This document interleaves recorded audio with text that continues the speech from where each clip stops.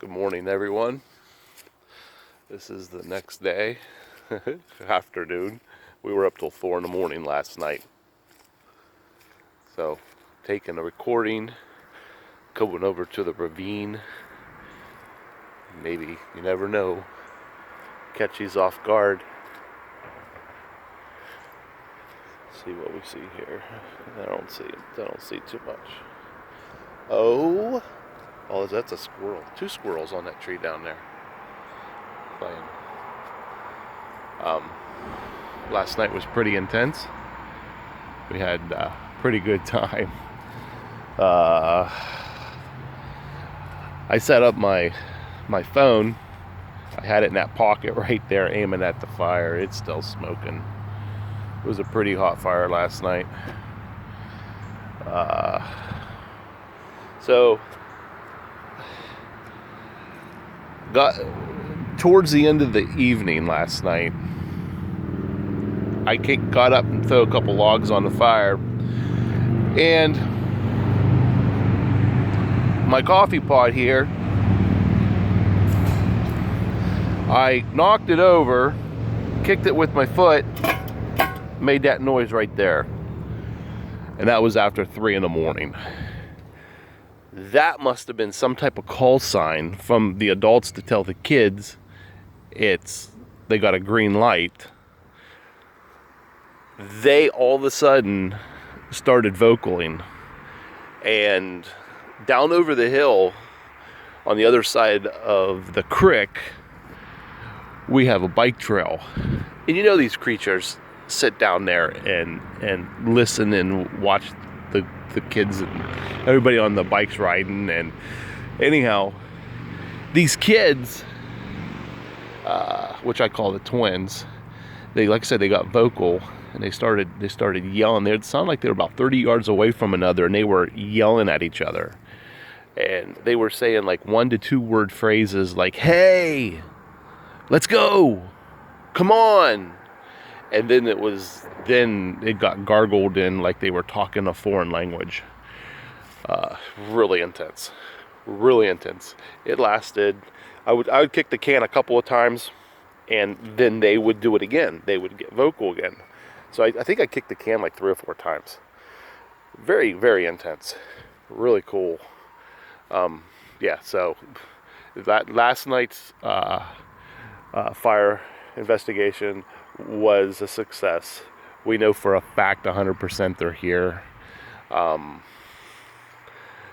What Stacy, she says, how do you know for a fact that they were Bigfoots? How do you know they were Bigfoots? Well, how do I know? Well, this is year 7 of the activity on my property, and I have seen them with my own eyes multiple times. They have showed themselves to me. They have specific behavior.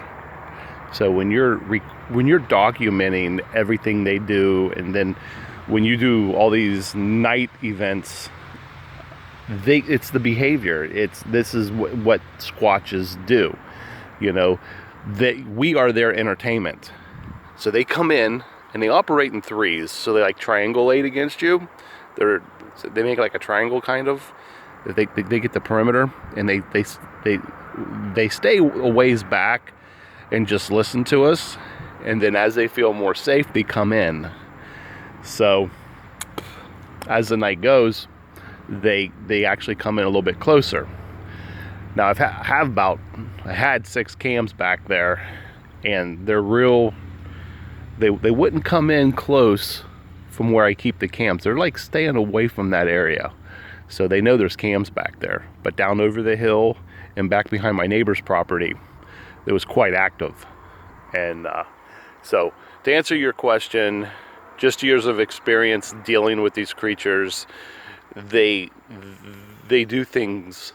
How do I want to say? It is their behavior. It's a Squatch when you get a tree knock. Okay, if you hear a shotgun going off behind your house, and it sounded like wood on wood, that's a tree knock. When you hear a whoop. That is a distinct vocal or a type of communication a squatch will do. What they'll also do when you're having, I make sure we just talk normal, and when the conversation stops and they get bored, they interact. So they'll gather anything, a debris that they can find, and there's an old dump over this hill from 100 years ago, and so they'll get like a glass bottles and they'll wing it up through the trees. Last night they were down in that particular spot and they were winging stuff up through the trees, and they were coming down and landing right in here. So they were missing us about 12 feet away last night. Kept falling short. They are very accurate. So it's not like some people think, oh, they got bad aim. No, trust me. If they want to hit you, they're very accurate. They cracked me with a walnut, missed my boys while I was sitting in a chair about 3-4 years ago, and it come in hot right over there. Up there's a soil mound right there. There's a big ravine below me, and there's like a little canal behind that soil mound right there. And they'd come in, there's walnut trees down over that hill. They collect the walnuts and they'll wing those at me, line drive. But anyhow, they want to hit you, they're going to hit you. But last night, that wasn't their intention. They were just wanted to be part of the conversation. They wanted us aware they were here, you know. So, and that's what they did. So that is all about squatching, you know. So we are their entertainment, and when we stop entertaining them, they kind of like throw a little temper tantrum and they respond. So that's pretty much a squatch behavior. But anyhow, I just making this quick video, and as you follow Stacy, you'll understand more. But pretty intense last night. Really intense. I used quite a bit of wood. I'm gonna be splitting up some of this wood, and you can see, put a little dent in my wood pile. So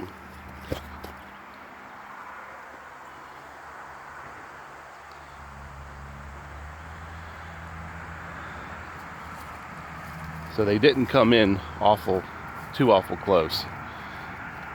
I would say the closest they came last night was probably within 20 yards down over the ravine here. At one point in time, he caused all kinds of racket and started throwing all kinds of kicking stuff down there, and none of us turned the lights on. We just kept listening and listening and listening. We had one underneath the bridge, one here, one up on the property line on the second tier up there. He was making some noise, and then in the small field up there, and that's where a lot of the tree knocks were coming from. It was a good time, man. We were, like I said, we were out here till 4 in the morning. So I'll be doing this again shortly after I get my wood caught back up and forward to have a nice fire again. But yeah, pretty good night last night. All right, guys, I'm gonna let you go.